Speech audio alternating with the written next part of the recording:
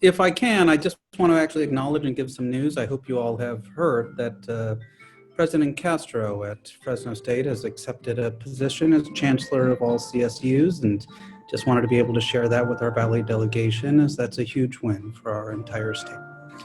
Did want to talk about some of the work that we've done as an office, primarily helping those who are retired. Wanted to state, for many of you who don't know, I serve in the Assembly, where I chair the budget subcommittee that oversees our state's investments into health and human services.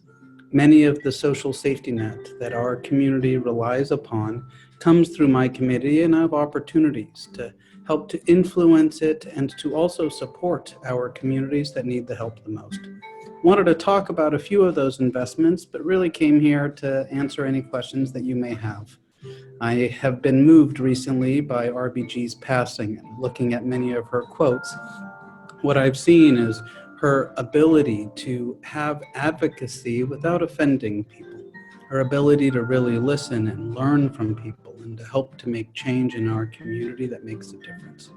So let me speak to some of the programs, while they're high level, that have shown benefit to our communities.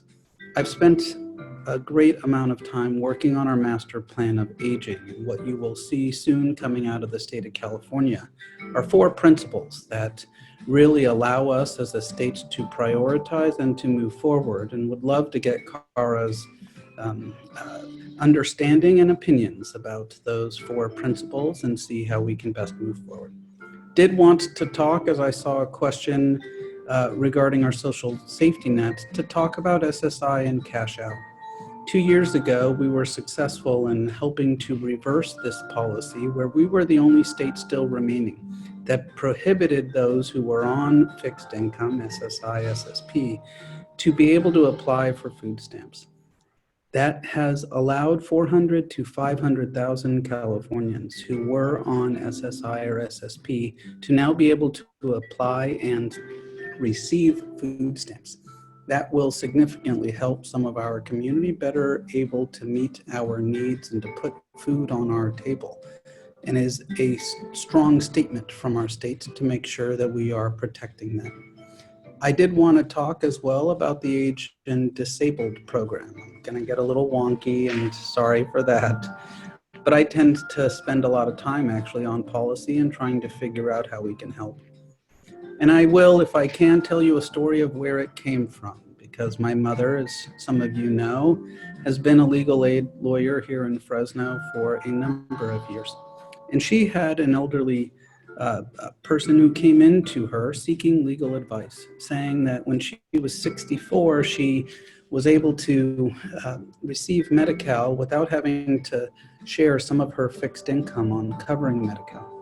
And what we found within California was a policy, because of my mother's advocacy for her one senior she was representing, to identify 20,000 seniors who were within a area that was not being protected. There's a cost of living adjustment that we had made in the early 2000s that was not reflected within what had occurred through the Affordable Care Act. And because of that, there were 20,000 seniors who were having to pay nearly half of their fixed income to now cover Medi-Cal expenses that they had not had to pay prior to turning 65. We dubbed this the elder penalty, an age penalty, that simply because they had turned 65, they no longer were able to use their fixed income to cover their other costs, but now we're being asked to have a share of cost. And that has allowed those 20,000 seniors to spend more of their dollars on their own interests rather than having to cover their share of Medi-Cal costs. And believe this is a huge step forward for our state. I would be remiss not to say that our biggest win this year was actually protecting and stabilizing our budget. We as a state are unable to print money, and because of that have to live within our means. Come May revision, we actually found out that we were facing a $54 billion hole. And what you will see coming through my committee was that we did not make cuts to important programs. We actually doubled down and made sure that people understood that investments into our social safety net right now are investments in our economy. That if we are able to help those who have needs, we are able to help our community to thrive and continue to move forward. But that I just rejected out of hand the idea that now was any time to be making cuts to our social safety net, and believe it's our responsibility as a state to make sure we are moving forward. But to do that, we are going to need your help.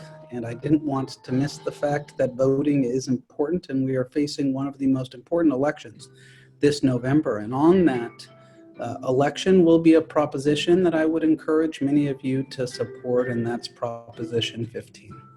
We are concerned as a state that if we are not able to make sure that companies that have enjoyed tax benefits for decades are not paying their fair share, that we as a community may have to look towards the programs that support us.